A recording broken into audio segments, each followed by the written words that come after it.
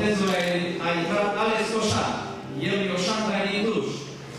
Dacă el Ioșan și din Cluj, eu cer să din zona Mașului. Eu să rămân. Pe Alex l-am cunoscut în urmă cu vreo 6 luni pe internet.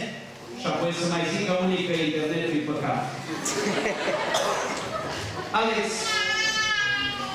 am vrea să ne spui dacă din dragoste și nesuit de nimeni nu te-o forțat vreo soră la el,